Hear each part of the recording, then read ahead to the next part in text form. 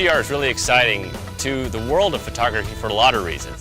Forever, we've been taking photos of really interesting places and they just come out flat.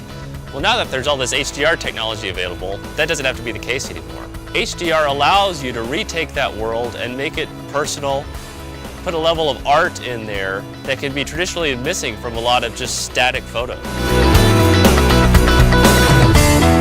In 2007, we started creating HDR Effects Pro. So it's been a long time in the making and we're excited to finally launch this product. Along the way, what we've done is taken HDR, which is a complicated technique to overcome the technical limitations within the digital camera sensor, and we've brought that into a complex program but made it easy for users to experiment and create images with HDR. HDR stands for High Dynamic Range, and really what that is a style of photography that allows you to overcome the technical limitations in the camera's sensor. So when you take multiple exposures and blend these together, you're creating an image that looks more like what you really saw when you took the photo. Well, we do believe that this is the new powerful tool in HDR image editing, because it really spans a wide range for professional photographers to do really anything with their high dynamic range image they want to do. That's the great freedom about HDR, that you have 1,000 directions that you can take your image in. And we have put quite some powerful algorithms into our software to empower the photographer to just do that. This will take you to new kinds of images that you will not have seen before.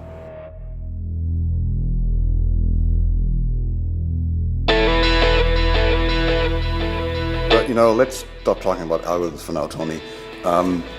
When you get into this application, you have basically three choices. You can either pick up one of the presets. We are bringing plenty of presets that take you instantly to a very good starting point of an image, or you can use our sliders and re-expose, use the brightness, saturation, and so forth. You can take a control point and place it on an area you're not happy with and bring out all the detail. Whether that detail is overexposed or underexposed, you yourself can say, I want this to be brighter or darker. One of the smartest things that I think you've done in this software is that when I finally get the image looking the way I want it, I hit OK, I hit save and go back into my host application. I'm done. One other thing that we've built in is actual real-time working. Zoom in, zoom out, make adjustments. While you're working on the image, you really work on the real final result and you can refine it, which is a tremendous time saver. What it means to me as a photographer is that I've got far greater options.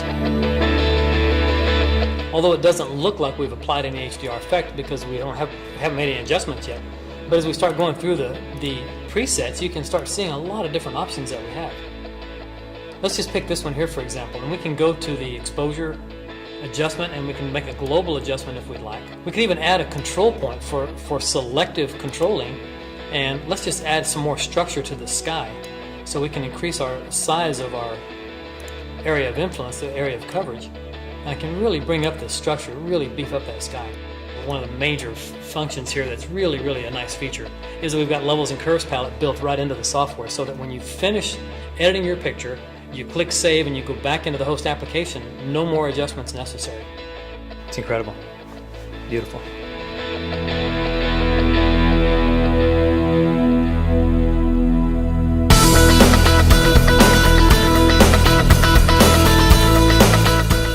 So photography to me is something very personal. I'm very excited by the future of HDR because I'm excited by people that are doing it. Nik software, which I've used for a while, is kind of interesting in the way the UI works. You drop these control points down, and then the control point splays out this little tree of controls. And that allows you to change the contrast, saturation, and brightness in that area. So with Nik software, it becomes increasingly intuitive, and it actually gets fun. And I see people coming in to do things with HDR that I've never thought of. You have the photographers that are having fun doing it, and then you have the viewers that love seeing it. And I don't think it evolves, I think it splinters into 1,000 beautiful pieces.